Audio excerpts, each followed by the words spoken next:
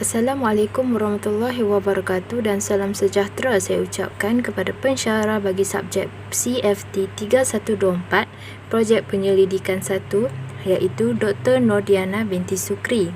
Saya Fatin Amira binti Azman C18A0064 akan membentangkan berkenaan dengan tajuk bagi Projek Penyelidikan 1 iaitu pengolahan jaket terpakai dengan menggunakan teknik tata rias permukaan. Pengenalan. Kata denim sebenarnya berasal dari bahasa Perancis dan merujuk kepada kain yang telah digunakan pada zaman pertengahan untuk membuat kain tahan. Fabrik ini berasal dari salah satu kota Perancis yang paling penting dalam industri tekstil suatu ketika dahulu iaitu kota Nimes. Denim adalah sejenis kain yang kukuh yang diperbuat daripada kapas. Kain ini terkenal di seluruh dunia kerana ia menjadikan seluar jeans sebagai suatu pakaian yang popular. Fabrik denim jeans juga terbukti boleh diguna semula kerana ia telah direka mempunyai sifat yang tahan lasak dan kuat serta ia juga mempunyai keunikan tekstur dan juga permukaannya yang tersendiri. Pernyataan masalah kajian. Pakaian terpakai seperti jaket jeans, denim dan sebagainya kini kurang mendapat perhatian masyarakat zaman sekarang kerana jaket terpakai sering dianggap sebagai salah satu pakaian yang old fashion, senantiasa berubah mengikut zaman dan ia juga tidak begitu menarik untuk digayakan dalam pemakaian masyarakat seharian, terutamanya bagi golongan wanita, remaja, dewasa dan juga mereka yang berkerjaya. Kajian ini juga memberi fokus kepada pengolahan jaket terpakai dengan menggunakan teknik tata rias permukaan yang terpilih dan sesuai untuk diberi penambahbaikan. Sehubungan dengan itu, bagi memastikan pakaian terpakai seperti jaket jeans, denim dan sebagainya mendapat tempat dalam industri fashion kini, pekaji berpendapat bahawa pakaian terpakai perlu diberikan inovasi baharu dengan melakukan proses pengolahan jaket terpakai menggunakan teknik tata rias permukaan. Persoalan kajian. Yang pertama, bagaimanakah penghasilan jaket terpakai menggunakan teknik tata rias permukaan dihasilkan? Yang kedua, apakah rekaan yang sesuai diaplikasikan menggunakan teknik tata rias permukaan terhadap jaket terpakai? Dan yang terakhir adalah, adakah penggunaan teknik tata rias permukaan terhadap jaket terpakai berkemampuan mempengaruhi pemakaian jaket terpakai dalam kalangan masyarakat kini? Objektif kajian. Pertama, mengenal pasti jenis penggunaan teknik tata rias permukaan terhadap jaket terpakai yang diolah kepada pakaian baharu. Yang kedua adalah menghasilkan rekaan pakaian dengan mengaplikasikan teknik tata rias permukaan.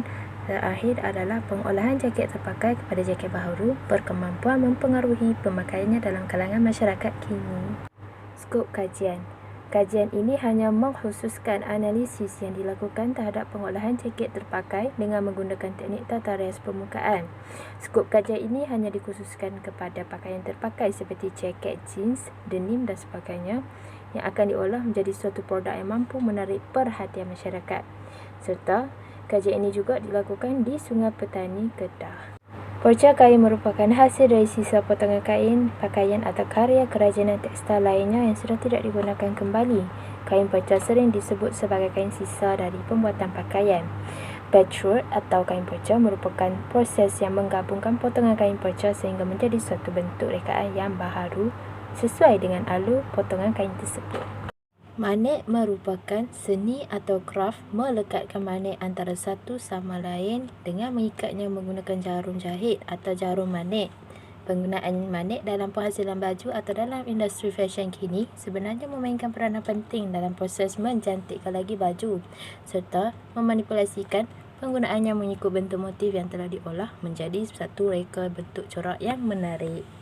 Renda telah memainkan peranan dalam pakaian bergaya sejak ia dibangunkan pada abad ke-16 lagi ditakrifkan secara longgar.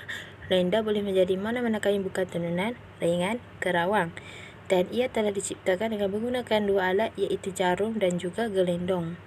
Sulaman ialah teknik mahir menghias pakaian dengan tangan menggunakan jahitan dalam sutera dan benang, kadangkala termasuk labuci, manik, bulu dan motif. Kaedah kajian yang telah digunakan adalah kaedah kajian kuantitatif. Sehubungan dengan itu, bagi mendapatkan data mengenai kajian yang dilakukan, pengkaji telah merangka beberapa soalan untuk dijadikan sebagai soal selidik berkenaan dengan tajuk kajian.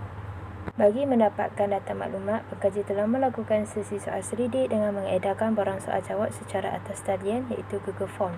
Dan responden-responden dikenal pasti merupakan penduduk di sekitar kawasan Sungai Lalang, pelajar Universiti Malaysia Kelantan dan juga staf-staf di syarikat T-Shop Enterprise iaitu merupakan tempat pengkaji melakukan latihan industri.